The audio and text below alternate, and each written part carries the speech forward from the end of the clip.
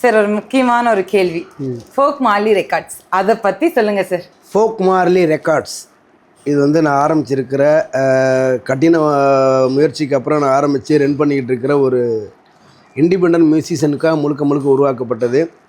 நான் ஆரம்ப காலகட்டத்தில் பாட்டு எழுதி அதை கேசட் போட்டு, அப்போல்லாம் அந்த ரீல் கேசட்டுன்னு சொல்லுவாங்க, 60 கேசட்டு 40 கேசட் அப்படின்ட்டு இருக்கும், 15 ரூபா 20 ரூபாய்க்கெல்லாம் விற்போம்.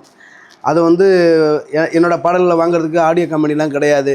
நான் கரகாட்டத்தில் போய் ஒரு ஊர்லேயும் நான் நிகழ்ச்சி பண்ணுறதுக்கு முன்னாடி அந்த கேசட்டை அந்த ரேடியோவில் போட்டு விட்டு, அதுக்கப்புறம் நான் ஆடும்போது அதை மைக்கில் பேசி இது மாதிரி நான் பாட்டு போட்டிருக்கேன், அதை வாங்கி கேளுங்கன்னு சொல்லுவேன். நிறைய ஊரில் அதுக்கு எதிர்ப்புலாம் வரும், திட்டுவாங்க, நீ ஆட வந்தியா கேசட் விற்க வந்தியான்னு. அப்படியே இசைக்கலைஞர்கள் கூட சொல்லுவாங்க, இருந்தால் வந்துட்டான் கேசட் விற்கிறதுக்கு, இவர் பெரிய சினிமாவில் பெரிய பாடகராக வர போகிறாரு அப்படி இப்படிலாம். நான் எவ்வளோ அசிங்கம்லாம் பட்டு அதை கொஞ்சம் கொஞ்சமாக இது பண்ணி இந்த அளவுக்கு நான் வளர்ந்து வந்திருக்கிறேன். சரிங்களா? எனக்கு கிடைச்ச, நானும் நிறையா ஆடியோ கம்பெனி தேடி பார்த்தேன், கிடைக்கல. எனக்கு கிடைச்ச முதல் ஆடியோ கம்பெனியே சோனி தான். அதுவும் 25 பாட்டு.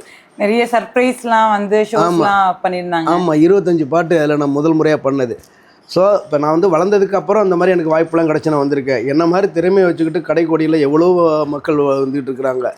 யூடியூப்பு படித்தவங்க யூடியூப்பு இது மாதிரி இது வந்துடுறாங்க, சோசியல் மீடியாவில் வந்துடுறாங்க. படிக்காத அந்த கலைஞர்கள் என்ன செய்வாங்க? அப்போ இவங்களுக்கெல்லாம் ஒரு பிளாட்ஃபாரம் வேணுமே. அப்போ அவங்கெல்லாம் வந்து வெளியில் வரணும்னா பெரிய பெரிய ஆடியோ கம்பெனிலாம் அவங்களுக்குலாம் அந்த வாய்ப்பை தர மாட்டாங்க, ஃபெமிலியாரிட்டி இருந்தால் தான் கொடுப்பாங்க. இப்போ இவங்களுக்கு ஒரு பிளாட்ஃபாரம் வேணும். நம்மளுக்கு கிடச்சிருக்க அந்த புகழ் வெளிச்சம் அந்த கலைஞர்கள் மேலே அவங்களுக்கும் கிடைக்கணும் அப்படிங்கிறதுக்காக தான் இந்த ஃபோக் மார்லி ரெக்கார்ட்ஸ் ஆரம்பிச்சிருக்கிறேன். அதில் உங்களுக்கு பாட்டு பாட தெரியுமா, எழுத தெரியுமா, கம்போஸ் பண்ண தெரியுமா, வாங்க நான் வந்து உங்களுக்கு அடையாளம் தரேன். அதில் உங்களுக்கு உண்டான ஊதியத்தையும் நான் கொடுத்துட்டு, அதே ஐபிஆர்எஸ் வரைக்கும் இப்போ பாட்டு கம்போஸ் பண்ணுறவங்களுக்கு, அந்த எழுதுகிறவங்களுக்கு, அந்த ஐபிஆர்எஸில் மெம்பர் ஆகுற வரைக்கும், அவங்கள மெம்பர் ஆக்கி வர வரைக்கும் நான் சப்போர்ட் பண்ணுறேன், ஒரு அடையாளத்தை தரேன். இப்போ என்னையை பார்க்க வரவங்க, என் சேனலை பார்க்க வரவங்க உங்களை பார்ப்பாங்கல்ல அப்படின்னு நான் தேடிக்கிட்டு இருக்கேன். வலை விரித்து காத்துக்கிட்டு தான் இருக்கிறோம். ஃபோக் மார்லி ரெக்கார்ட்ஸு நம்ம நாடு ஃபுல்லாக இருக்கிற இண்டிபெண்டன்ட் மியூசிஷியன், நாட்டுப்புற கலைஞர்கள், நீங்கள் தாராளமாக உங்களுடைய சப்போர்ட்டை நீங்கள் தரணும் அப்படின்னு வேண்டிக்கிறேன்.